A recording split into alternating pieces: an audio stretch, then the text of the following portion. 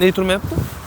Do'stlar, mashinamizni eson-omon olib kelib tushirib oldik. To'g'risi, shuncha mashinalar bu yerda remontlar qilinyapti. Bu mashinamizni eng kir turib qolgan mashinaligi ko'rinib turibdi.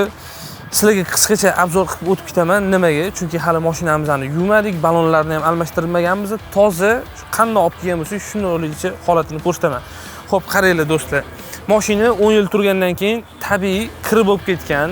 Bu yerda nimaga ahamiyat qo'yman? Ko'p joyda zanglagan joylari bor ekan. Chunki yomg'ir ustida qolgan, chang bo'lgan, mana mamutlari, umumiy detallarida zanglagan joylari ko'p ekan.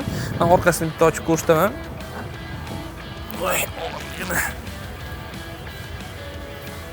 turmayapti bu. Ne turmayapti?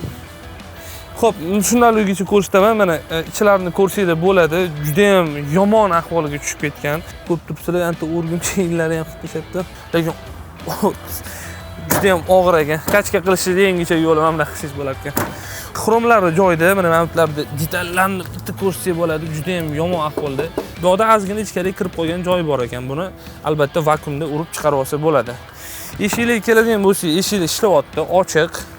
Qo'jalari mana yirtilib ketgan, gubkalari yirtilib ketgan. Ichkarida ko'rsanglar mana somon ham bor, balon ham bor, hamma narsa bor. Odamlar mashinani qanchalik ko'p darajada haydasa, ya'ni probegi oshsa, bo'ldi bu eski ekan deydi, lekin yo'q.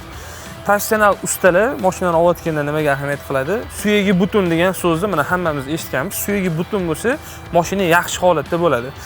Mashinamizning suyagi butun, chexollarni zo'rlarini taqib qo'yishibdi.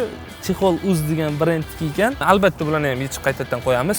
Rullarni boya ko'rdinglar, juda qotib qolgan. Mana yurmayapti ham. Motor. Juda qiziq, motori qanaqa ahvolda turibdi, sizlar bilan ko'ramiz birgalikda.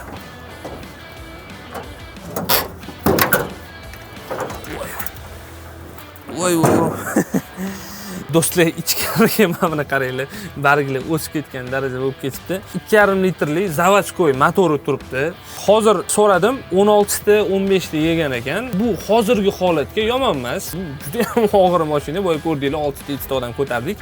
Bu yerda nima o'zgarishlar bo'lishi mumkin? Faqat akkumulyator yangi qo'yilgan va gaz. Boya ko'rsatganimizdek, gazda 100-150 yurgan ekan o'sha payt. Lekin nimasi meni quvontirayotgani, motor hamma narsasi zavod holatida turibdi. Zavodskoy stok. Mashinani churgandan keyin o'zi joyidan qo'zg'alib tura olmayapmiz.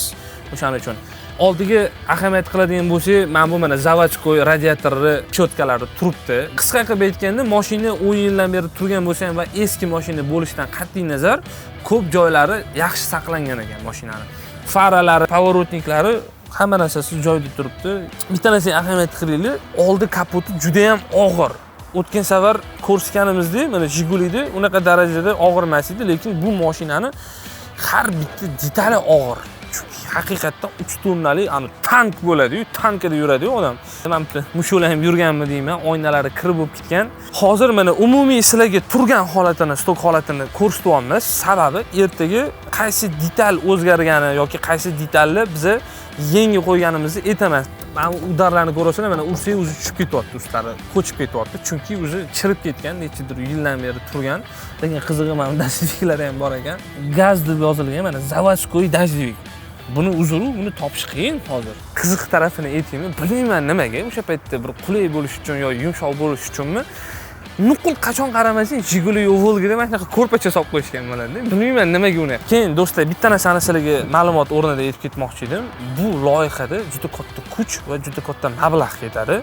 Tuning qilinglar yoki mana bunaqa qilinglar deb yozayotgan insonlarni diqqatiga, tuningga qancha katta pul ketsa, restavratsiya zavod holatiga keltirish uchun ham juda katta mablag' ketadi. Biz yuritayotgan kontentni hech kim hali qilmagan. Spis qilib beradi, buni topish kerak. O'zbekistonda afsus topa olmasak, Rossiyaga chiqib ko'ramiz, Qozog'istondan qidirib ko'ramiz. Nima uchun? Shu biz lavz qildikmi, lavzimiz ustida turib zavod holatiga keltirish uchun. Keyingi videolarimizda mashinani ichkariga olib kirib, mashinani umumiy yechintiramiz. Hamma narsasini ochib ko'rsatamiz. Do'stlar, bizani kuzatishda davom etinglar. Sizlar bilan boshlovchilar Aka Javoh va Retro Carsus loyihasi YouTube va Instagramimizga albatta podpisatsiya tugmasini bosib qo'yinglar, chunki biz o'shandan motivatsiya olib ishlaymiz. Salomat bo'lasizlar. Salomat kesib tashlayverasiz.